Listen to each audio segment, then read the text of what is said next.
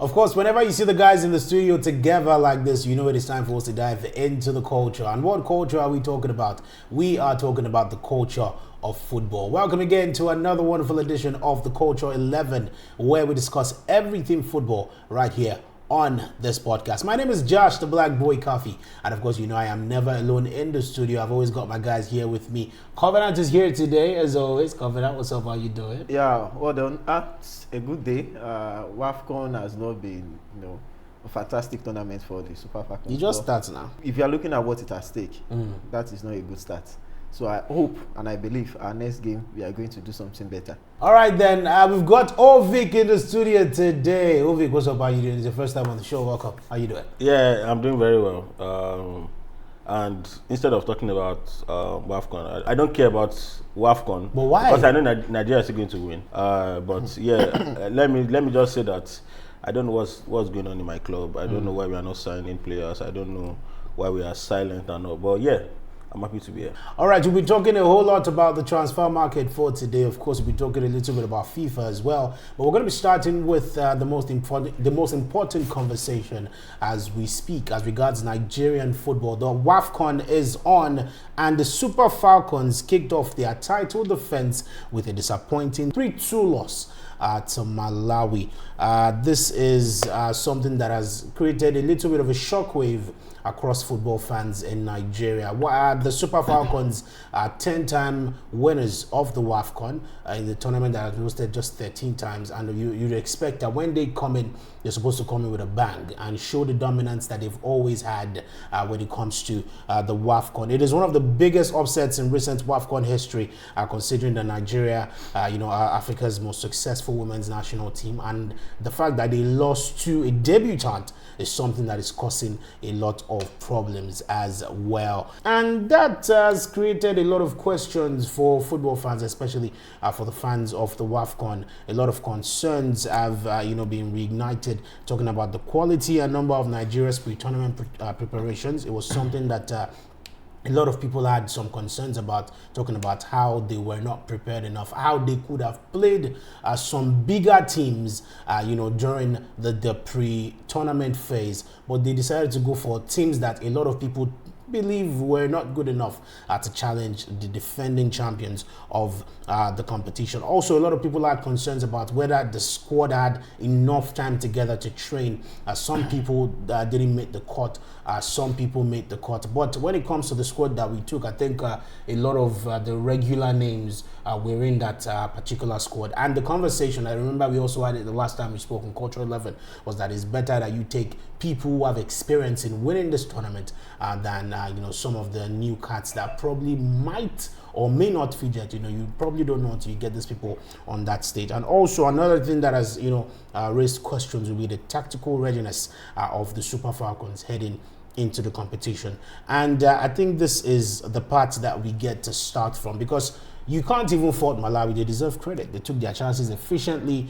They exploited defensive gaps. They showed composure, even facing the defending champions. This is something that you probably wouldn't expect from a debutant in a prestigious competition like the WAFCON. And like I said, it has raised a lot of questions. Should this be something that should concern the Super Falcons? Or at the end of the day, we're still going to breeze through and win the tournament like we always do? Let's start with Mr. WAFCON. Right here in the studio. Covenant loves the WAFCON a lot. He loves female football a lot, and he's somebody who is versed when it comes to the Nigerian Super Falcons as a team and as a squad. What do you think about the Nigeria and Malawi game ending 3-2 as a loss for Nigeria? Well, I remember the last episode, you asked me that, what do I think of our chances of winning this WAFCON?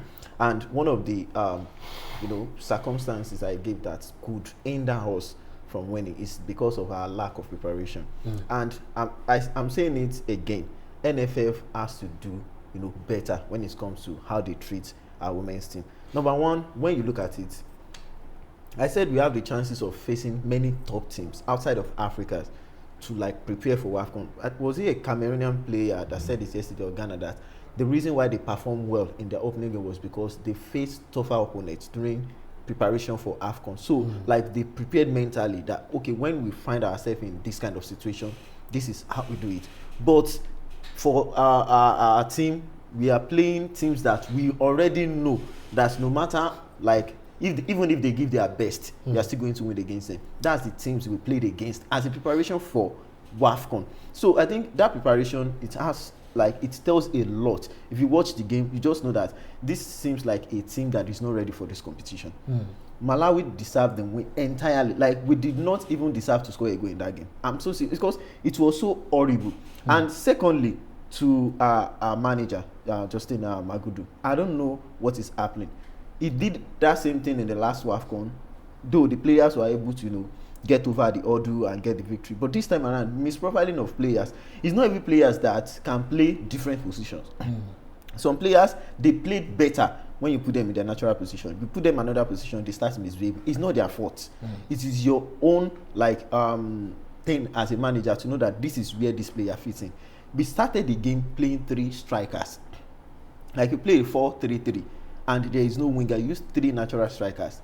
You could have, play somebody who Gift Monday is doing well for a club side. If you play Gift Monday as a starting 9, you play Esther Akoronko by the wing, and you play Risola by the wing too. I believe we could have gotten a result against Malawi. But you play 3 center forward, then you play somebody that is a center midfielder as an attacking midfielder. Alozie is a right back. She's a right back. You played her as left back. Oladipo is a center back. You played her as a right back. So those kind of things, it tells. It's not every player that can successfully play well in another position that is not their natural position. And another thing, the players too, even though you are misprofiled, their performances were so horrible. And I don't buy into this idea of don't call out players, don't bash them when they do badly. When they do well, we are praising them. So if they are doing badly, we should be able to talk about it. Chiamaka that day was so disappointing. The 3 goals, especially the third goal, I do not understand what she was thinking. So she was just over. For somebody that was dubbed one of the best goalkeeper in WSL last season, if not the best goalkeeper in WSL last season. So what happened? You got there and everything just went wrong. And I remember I said it that we should be wary of the attacking prowess of Malawi. It was the Chawinga sisters, Temwa and Tabita, that got the 3 goals for them. And now we are playing Zambia.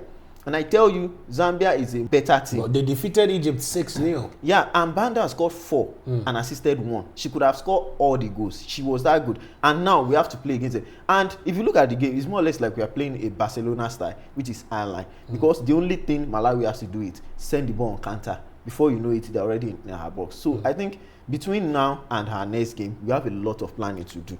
Well, it's something that raised a lot of concern for me, especially judging from the fact that playing a team like Malawi, of course, is their debut in the tournament, but you could definitely tell who could be a problem for you. Like you said, the Chaminga sisters were like their point men or women in that competition or in that game, in the game of 90 minutes. If you could find a way to shut both of them down, there is like a 70% chance that you shut down Malawi for the entire 90 minutes. But it didn't even look like we ourselves had the proper tactics. Like you said, a couple of players were deployed in the wrong position. Even though a couple of people make conversation around the fact that whatever position it is you find yourself on the pitch, you should still be able to, show your passion and fight for the badge. But sadly, we came home. Well, we're not home yet. We lost with 3 goals in the net. We scored 2, but those 2 weren't able to do anything for us. But Ovik is in the studio. Let's look at it from another angle as well. Of course, let me know what you think about the 3-2 loss to Malawi.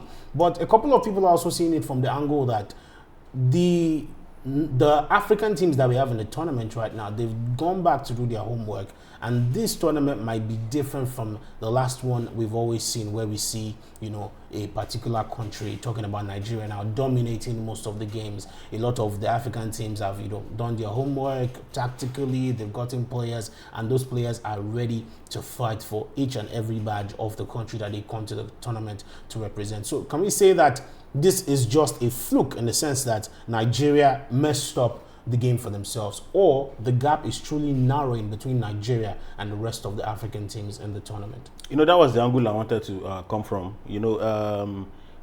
Men's football is evolving every day. You can't expect women's football to remain stagnant too. So many countries, so many teams also will go back to the drawing board to at least not come again to WAFCON to disgrace their country.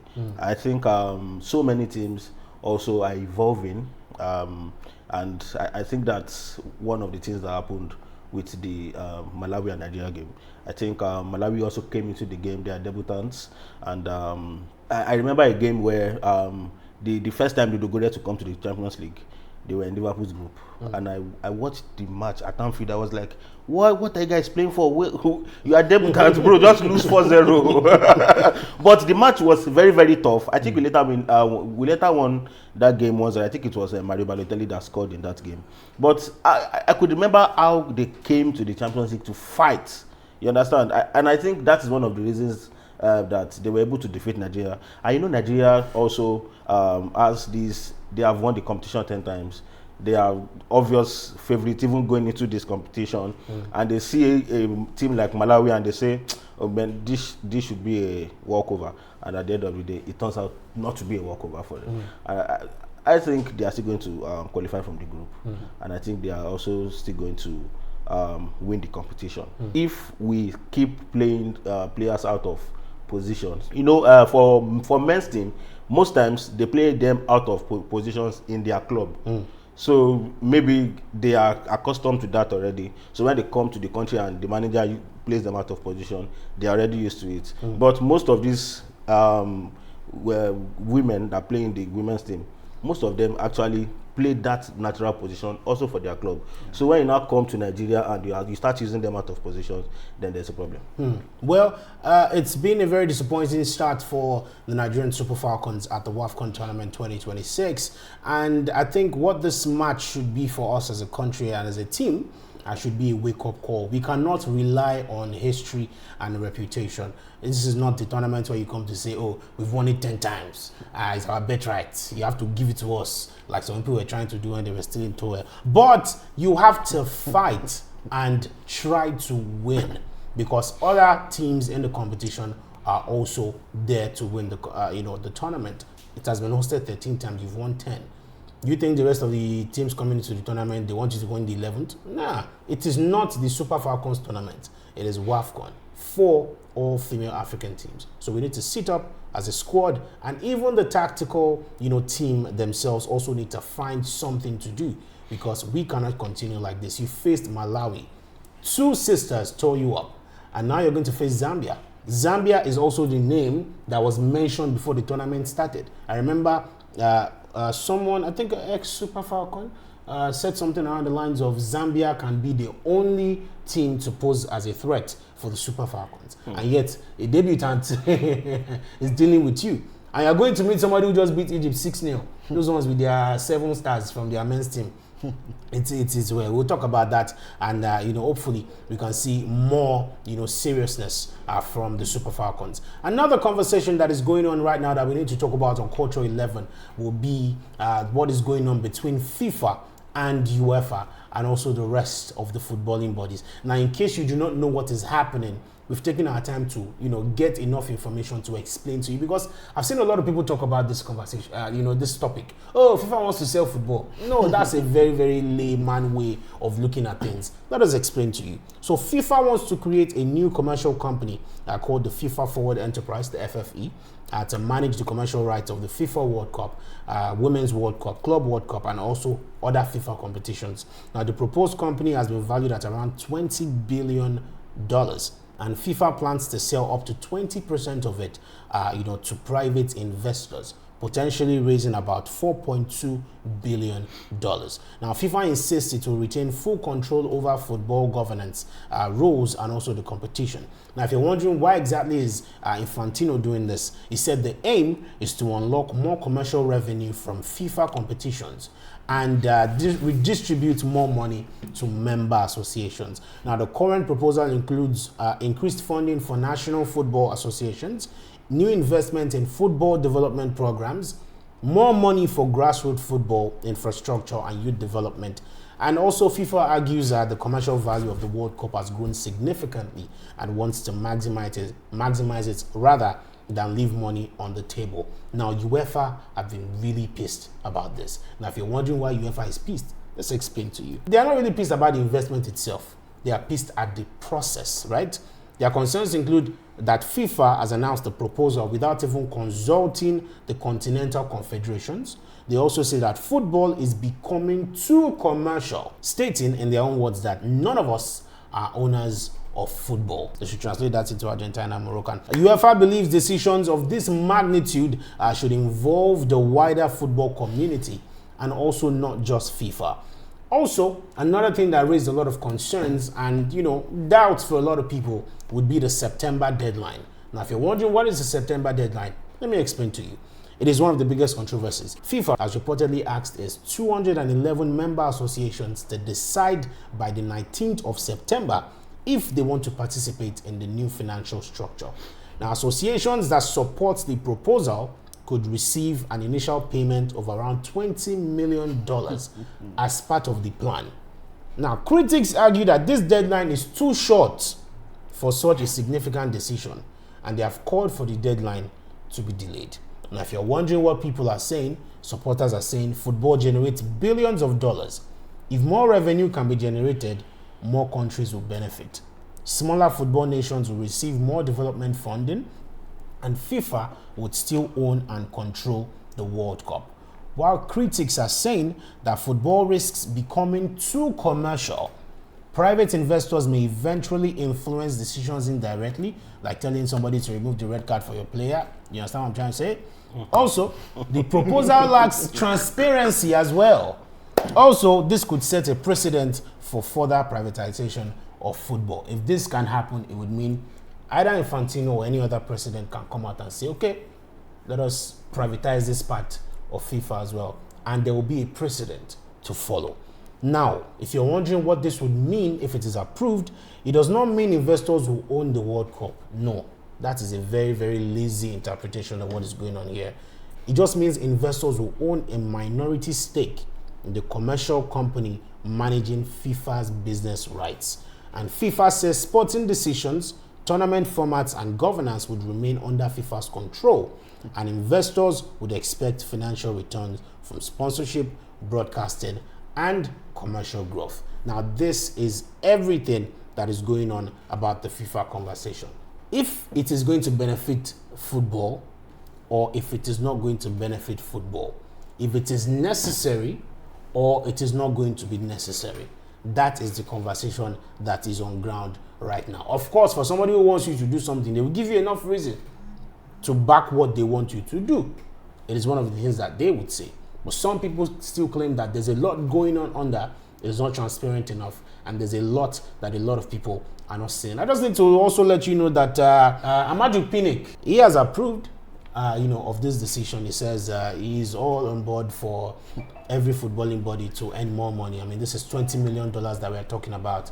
It is enough for people to do whatever plans that they have for their country and for their footballing bodies. Well, let's hear from the guys in the studio. What do you think about this entire conversation, and what would be your final verdict if you were to give a verdict on this conversation? Let's start with Ovik. Okay, first of all, when Sepp Blatter was FIFA president, there were some things he was doing, and he was doing it in the dark, not doing it publicly.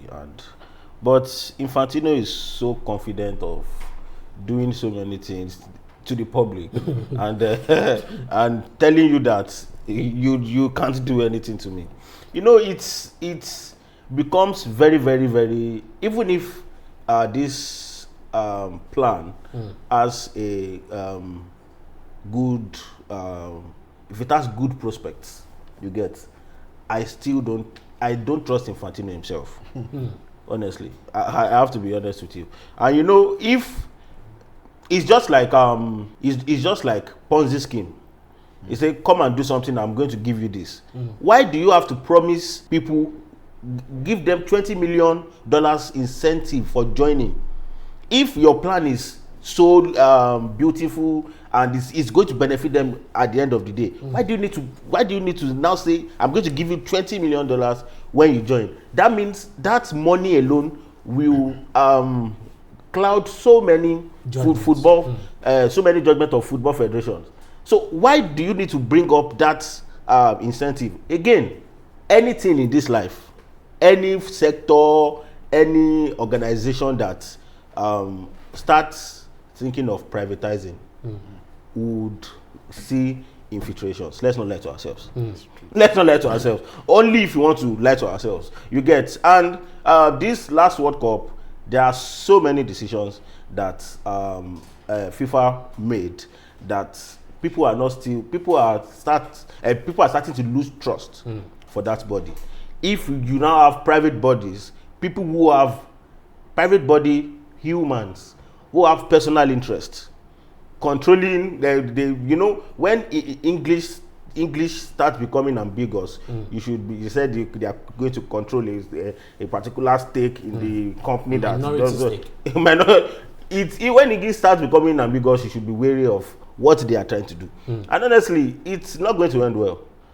It's not going to end well. When you mentioned red card being overturned, imagine if these people also bet when you have your millions into something and you as a private entity can influence decisions.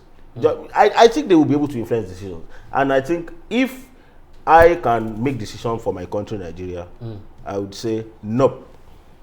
Well, our but I don't make decisions for Nigeria. But I know Covenant will want us to join. Let me just read out Amaju's. He said, as FIFA president, Gianni Infantino has the right to propose changes, and it is up to stakeholders to accept or reject them. After you have offered 20 million. Now, one of the major characteristics of the FIFA president is his ability to consult widely, and he's doing so with the FFE proposal. Under this proposal, FIFA would sell minority stakes in a new for-profit commercial subsidiary, FIFA Forward Enterprise, to external investors. The beneficiaries of the proposal will still be the member associations, including the Nigeria FA, the Ghana FA, the South African FA, and all other FAs. This proposal should be celebrated in the wake of the most successful World Cup. I still find it, you know what? It's well. What do you think about this conversation? You know, the first thing that came to my mind when I saw that comment was, well, I'm not surprised a Nigerian man is supporting that decision. Well, immediately I saw it, I knew we were going to be on board. I just knew we were going to be on board. I'm not regardless of if it is a good decision or not, yeah. we are going to be on board. So far money is involved. $20 million. If you look at the statement, maybe he's not aware of the fact. UEFA is saying they were not consulted. CONCACAF, not consulted. CAF, not consulted. So Infantino can just wake up, depending on which side of the bed, and say, you know what, how about we do this? Okay, for people to be able to join me, let me attach a fee to it. Now, you said they have opinions, they have a say in it, but you are giving them deadline. Exactly what I'm saying. I have a say in something. You didn't ask me before you start it. Now you give me a deadline before this day. You are not saying whether you agree with it or not. Are you joining or you are not joining? That's the decision you are giving me to make. Not that, oh, should we go ahead with this thing or not? You are asking me if I'm joining. You now said, okay, anybody that joined, the moment you join, you are going to receive this money. So what you are saying is, it's all about the money. And if you look at this World Cup that we just finished, if there is no private there is no private organization holding any minority stake, and we're already having issues like this where a referee that is FIFA certified has a diplomatic visa is being denied entry into a country. If a country is being told that they cannot even stay a day beyond 2 hours they spend on the pitch in a country, that's somebody's decision, not the whole world decision. If you are seeing cases like that now, when there is now private organization having stake, see, a stake is a stake, whether it is 1%. It is my money. I can tell you what I want about it. If you are not okay with it, give me my money back, I'm leaving. So indirectly or directly, those private companies, they are going to have decisions. Definitely. And now, if there is no privatization already, we are already saying, oh, somebody do not deserve this. Oh, FIFA is already favoring this person. Now imagine if I have the opportunity to even own something. That means some people can, okay, you know what, for my own sake, you, I pick you, go and buy this percent of stake, so that whenever I need you guys, I can talk to you guys that I need FIFA to do this thing for me. So all these things, you have to consider it. It is September 19. It is too early, to even give anybody deadline. Something you do not ask them, you do not ask their opinion. So I think Infantino is moving in a way that Now, somebody said we are even missing Sepp Blatter already. That's how it's I'm missing like. Sepp Blatter. I miss him. The only thing we know Sepp Blatter to do is just like, he wants to do everything. But this one is all about money for Infantino, nothing else. And now you can see everybody, whoever already dropped a statement. Now Premier League is saying that whatever the European League Association says, that is what they are supporting. Now that means the next World Cup, if this thing stands, European country might pull out of World Cup. Now imagine World Cup without any European countries. Now Asian country, they are saying, okay, they are on the fence. They want to know where everything will go before they make their decision. So are you going to say you are going to hold World Cup and there is going to be like maybe one tournament is not going to participate? It is no more a World Cup because it is now Intercontinental Cup, not World Cup again. So I think the way it's moving, I don't know what his aim is. And now I heard there is a report that people are trying to talk to PSG president that he should come out and compete against Infantino for the FIFA president. I don't know how true that is, but I've seen news of it. So it's just like the guy is, getting more enemies day by day, because the World Cup we watch, everybody is very angry. We just watch it for the sake of, we love football. But now it's making it difficult for us. It's something that is very concerning. We've loved football for years. We've seen a lot of years when it comes to football competitions being hosted. We have a lot of memories, and we also have a lot of information about it as well, which is why when some things are not going the way they're supposed to go, it causes and it brings up a lot of questions. This is the FIFA World Cup that just wrapped up. The UEFA president didn't attend, and when they asked him why, he said it's something about that's not how football should be conducted. A lot of things are going on for FIFA and UEFA to be in a head-on disagreement. There's something going on, and like you said, it's giving you ultimatum. I have decided this is what I am going to do. If you like, join. You have to join or not join before the 19th of September. This I would call it an arrangement. This arrangement is very similar to the President Donald Trump Board of Peace that he created and said you must come and join, and even if you want to join, you have to bring money to join.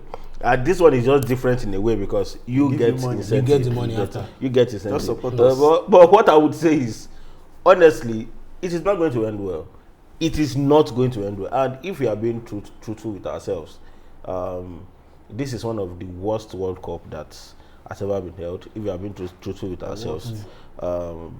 And I don't know where he got the idea that it's the best. I think you mentioned it. Yeah, he said it's the most successful World Cup. Where did he get the statistics from? He doesn't need statistics. We didn't participate to start with. He doesn't need and statistics. he felt it's the best one. He doesn't need statistics. We're talking $20 million here. The fact that Nigeria did not participate and they thought it's the best World Cup. It is the best. A lot.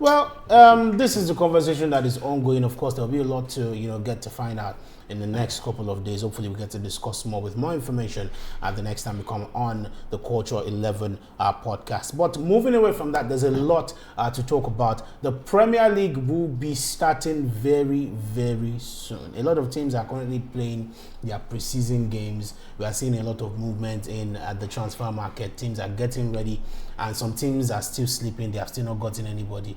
And there's some people have decided to go to adult homes to get players, but it is a change because they've been going to motherless babies' homes for the past few years. But there are new there are new rules for the Premier League this season, and we need to visit them quickly. There are a couple of rules that have been put up, and we just want to talk about if it makes sense or not. So now, once the new Premier League season starts, a couple of things will kick into action. Injured players must stay off the pitch for 60 seconds before returning. It used to be how many seconds? It used to be how many seconds? I think, is it 30 seconds before? It used to be less than that. But now 60 seconds. That's in a game of football that is ongoing. 60 seconds is a lot of time. And this is something that a couple of people are concerned about as well, because anything can happen in 60 seconds. We've seen this a million times in the world of football. Aside from that, wrestling in the box is not allowed.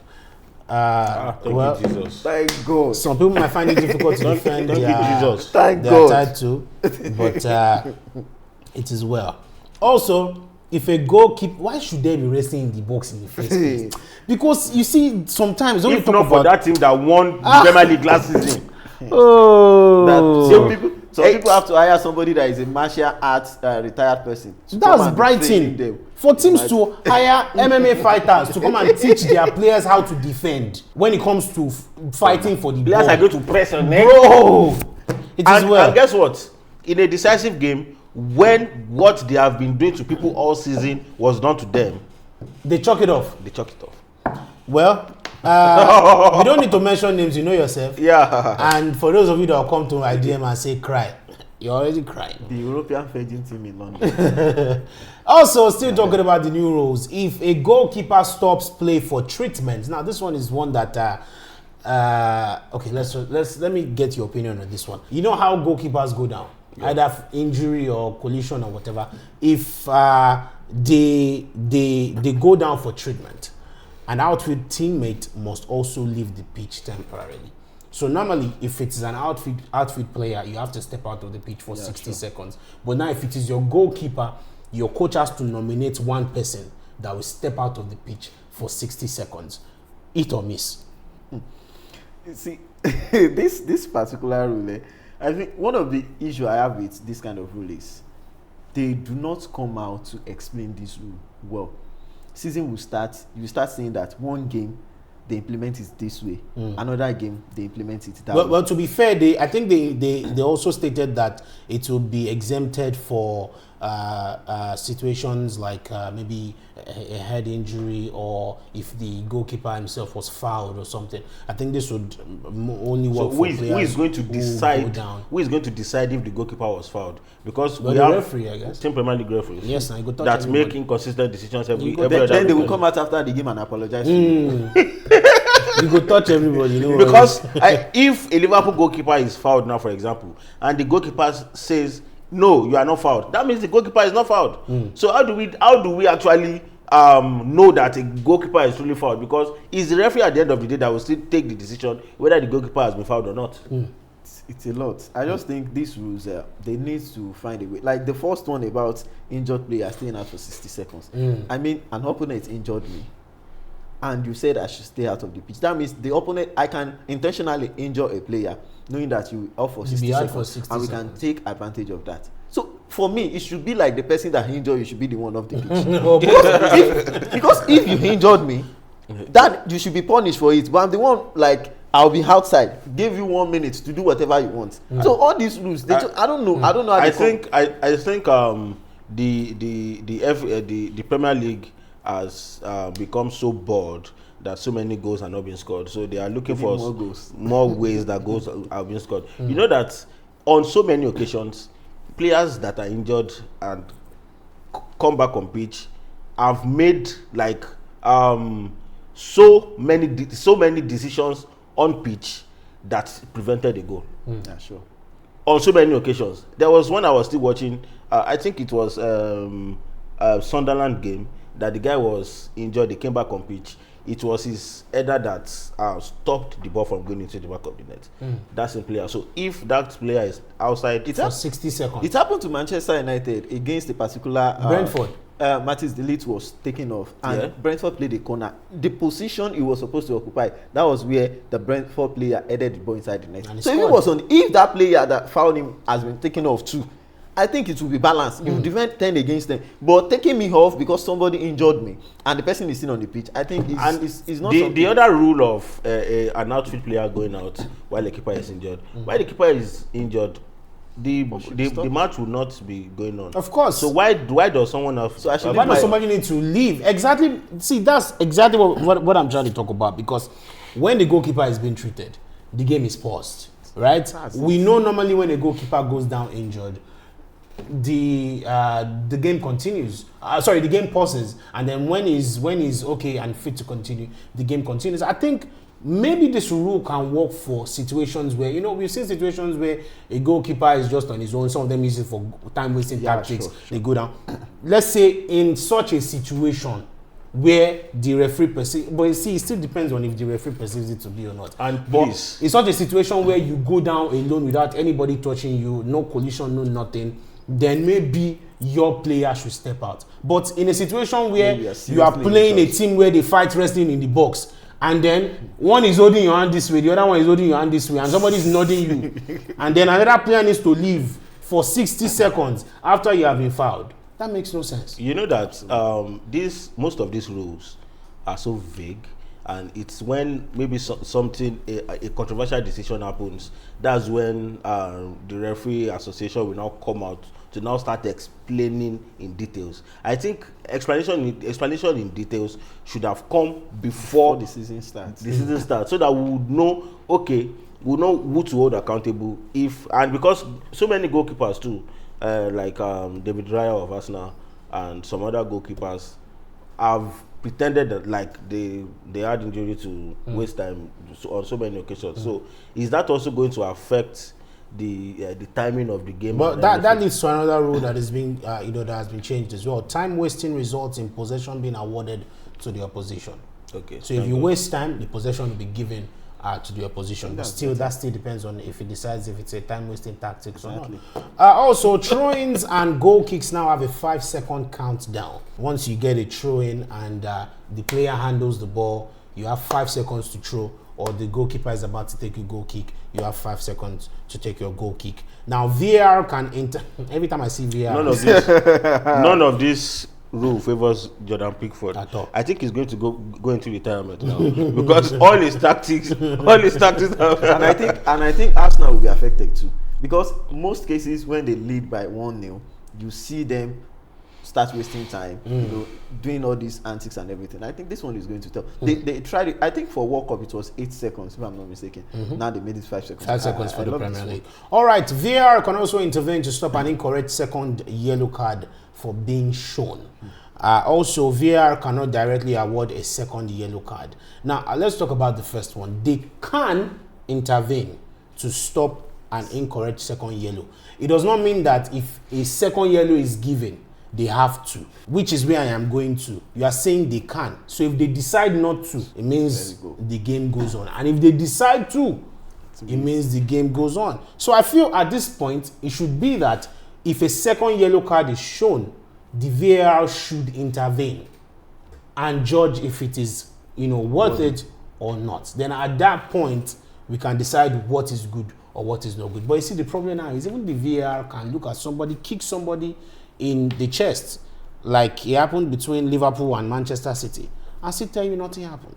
Yeah. We have seen a lot of it happen in the Premier League, where players will stretch legs at another player, there will be no contact, but the player will go down, but it will be awarded. And VAR will check it, and they will see nothing wrong with it. So all of these rules, for me, I just want to watch football being played the way it has always been played. But see, you can't even make a case for the before VAR era. Before VAR, referees did what they would normally do. VAR being introduced, they felt, at least you can now review and check. But in situations where even VAR, I cannot forget, I think it was Liverpool-Tottenham, where a game, I think a goal was given as offside or was not given as offside, and Luis Diaz was shifted from his original position. Yes. We have seen situations like this with the VAR in the Premier League. Yes. And it is really, really shocking and annoying. So at this point, if Arsenal they do it own, Premier League they do it own, let's just watch boxing at this point, because I really don't know. It's football. I really don't know. It's when you start. You define everything you would watch. It's when you start watching boxing, and you also start seeing the politics. That you discover that's where it's just like you leaving one church because there's so much politics there, and you now attend another church and you see that it's even baby politics. They're bigger than ours. Where you're coming from. All right, well, the Premier League season will be starting pretty soon. Like I said, a lot of teams are trying their best to bolster their squad for the next season. We've seen a lot of signings, and we need to talk about some of them now before we wrap it up on the show. Let's get into the transfer market. Chelsea have announced the signing of Lacroix for a fee of £50 million. Now, you see, very wonderful deal. He had a very good season with Crystal Palace last season. Yeah. And Chelsea also need defenders. They have a lot of them, but they still need defenders because they have quantity, they don't have quality. They don't have quality. Yeah. So Lacroix is supposed to come in as at the why you look me like that? Lacroix is meant to come in as one of the quality. Yes, one of the quality players. Now, one fact about that transfer that surprised me a lot would be the fact that this is the first time Chelsea is buying a player over 26 years in the past 4 years. Every player they've bought has been under the age of 26. And the person that reviewed the fact has been saying it like, oh, they've been buying children, they've been buying this, they've been buying that. And I think I hold a contrary opinion. Some of the biggest stars in football right now, this new generation, are kids. Most of them are not even 26 years old. Yeah. So what exactly is the force? Do we think that is the problem? When you start building a team, you just said something that one of the wonderful wonder kids right now are below the age of 26. But when you check the whole team, they still have matured players, and they've bought 2 more. Yeah, no. When you check those teams that those players that you mentioned play for, they still have matured players. Okay. It's not like Chelsea that I don't know their aim. They've bought 2 matured players now. No, before the matured players, let me address the era before the matured players. Okay. I don't know whether they were building a motherless baby home. If we look deeply into the history of those people, maybe they don't have more than that. And they are trying to bring them together. Chelsea 2 years ago, if you send your picking pack, they will sign up. Yeah, they will sign up for road. And this is the for a very long time too. They are signing players that don't have dreads. They are signing responsible-looking players. They are signing outside the mandem. Yeah. But what do you think about the signing of Maxence Lacroix? Well, for me, we now have 16 registered defenders in our team. 16. Now, that's a very strong thing to have. Yeah. Wow. I just need to say this. When your enemy is clapping for you, it means you are not doing well. What's to say we are the enemy? You have 16 defenders. Who has that in the world of football? I don't have 6 defenders. Bro, what I know is when somebody that do not like you start clapping for you, bro. You no, we love you. So I love you. I understand. So now, if you look at it, you want to sell Chaluba to Como or wherever, and you are going to earn just above 30 on him. That's the plan. And you are buying somebody for more than 50, because I believe there are other things attached to it. It's not like this person is going to, for me, it's not like he's coming to improve our squad. Yeah, he has a bit of experience or something, but I don't see any reason. If I thought you are going to make signings, what happens to the one you have? What are you going to do with them? What's their fate? Like, what is your plan?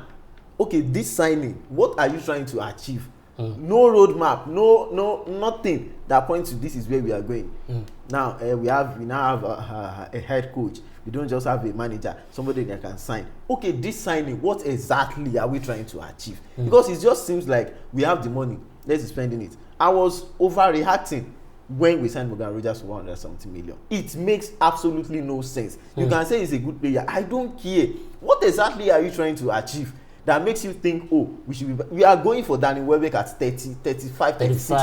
Jordan Henderson with a broken arm, 35, 36. What exactly are we doing? You are bringing in experience to the team, because that's what it lacks. There's something. I would not sit here and you disrespect Jordan Henderson. Jordan Henderson is a Premier League winner, is a Champions League winner, is a Serie A winner, is a leader, and you should not disrespect him like that.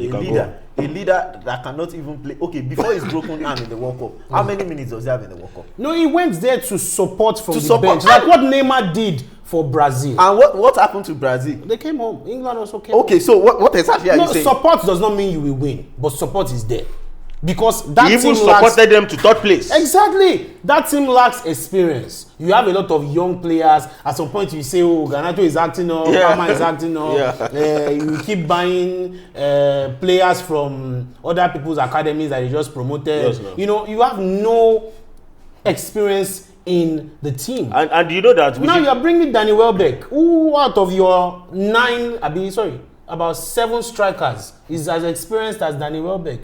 None. You have a Jordan Henderson Who else is experienced as Jordan Henderson? I think maybe Enzo Fernandez. We should not also forget, but not as experienced as Jordan Henderson. Yeah. But we can say he's experienced as well. So, I mean, you are signing people who can bring leadership and experience into the team. Why do you seem to have an issue? We should not also forget that your head coach is someone that is accustomed to using old people. Old people. He did it at Leverkusen. He did it with Xhaka too. Xhaka was there, and do you know what he achieved with Xhaka? Exactly. You know what he achieved with Xhaka. You also tried to sign Xhaka as well, you know. You have Henderson. Why is he looking at me like that? Well, he thinks we are whining. Yeah. He thinks we are whining. No, let's move on. Let's move on from that one. It's okay. Abi, we can move on, Abi. Okay. Well, Rodri had a successful, surgery this past Monday. Not be this one where they come. He had a successful surgery, and it seems to be a name on Real Madrid's list.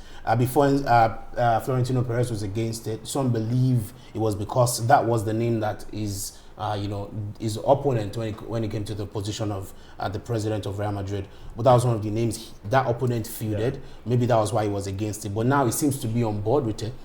And Roger has also spoken about him returning to Spain. It's not new. It's a conversation that he has always, had. And now, Real Madrid being the team, we can say maybe, some will say the kings of Spain, but some will say it's Barcelona. It depends on whoever it is you're supporting. But one of the kings of Spain is definitely coming for a player like Rodri. And that is a transfer that he cannot but say yes to if his plan is to go back to Spain in the long run. And we are looking at the range of 50 to 60 million. We don't now know if it's going to be in euros or pounds for Manchester City to let Rodri go. And they've also been, trying to buy Lille's midfielder Ayub Buadi. He had a very wonderful campaign at the World Cup as well. But let's talk about Buadi coming to the Premier League. For most players who come from other leagues into the Premier League, it's 50-50. Either you do well or you don't do well. Even players from the league self, some don't do well. There's Calvin Phillips that are just happy to be here. He doesn't really bother about doing too much for any team that he goes to. There's Jack Grealish just happy to be here. You understand? But let's talk about Rodri going to Manchester City. We know Real Madrid rather. We know the quality of Rodri. We still saw that quality at the World Cup. Do we think he can replicate that at Real Madrid? And the squad is going to... I don't think Real Madrid have had issues with quality or names when it comes to players. It has always been tactics. It has always been discipline. It has been, other factors, maybe behind the scene in the dressing room. But with Jose Mourinho coming into that team now, some people believe he still cannot bring in discipline. But we have seen so far that they've won a couple of preseason games, haven't they? Yeah. Okay, 1-0 here, 2-1 here, Rodri going into the Real Madrid team, what are our predictions? Do we think he can do something good for them? Well, Rodri going into any team automatically uplifts that team. Is someone that is a very good player, and he had a very, very good outing at the World Cup. He also is someone who, whenever he's on the pitch, that he's on the pitch.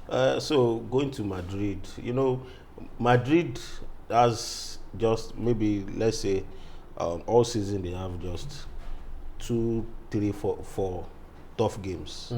So he's going to... Out of the 4, back at 2 times the inside. Back at 2 times. So I think he's going to do very well in Madrid. And also when they go to Champions League, I think that, he also has Champions League experience with Man City. I think he's going to do well.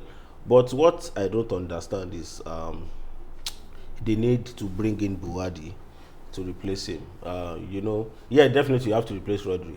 But I don't think that Buadi can fill in their shoes. It's just like what Liverpool are going through right now too. It is very, very difficult to find a player right now that can replace Salah. You understand? I'm not trying to put them on the same level, but it's very hard to bring in Buadi. So even if they bring in Buadi, they should lower their expectations. That's what I would say. Well, let me know what you think about Rodri going to Real Madrid, but also I want you to talk about what he means for players like Aurelien Tchouameni, Eduardo Camavinga. Tchouameni could have left Real Madrid this summer. We still don't know if it can happen. He had a couple of teams coming for him. He can Man still United was go one. to Chelsea. I don't know if Chelsea went for him, but I think Liverpool was also interested at some point. I'm not too sure. But Rodri going into a team like Real Madrid, he's not going to sit back for anyone. Definitely. He's going straight into that first team.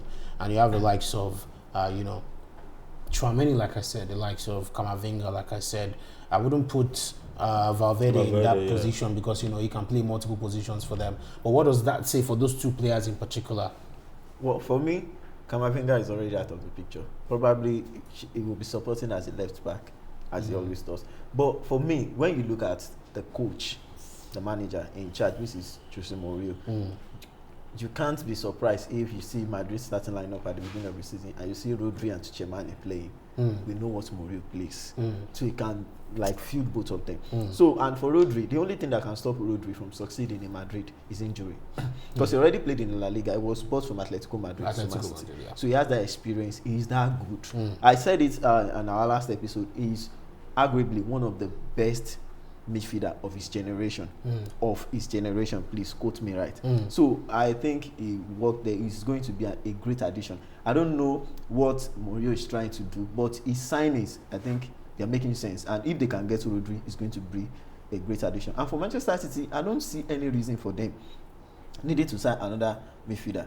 You just spent 160 million on Elliot Anderson. Is that what? Are you saying you are buying Elliot Anderson to also come and start, even if Rodri did not go? And now you still have possibly maybe Rodri Anderson. You have Nico Gonzalez. You have Tijani Reinders.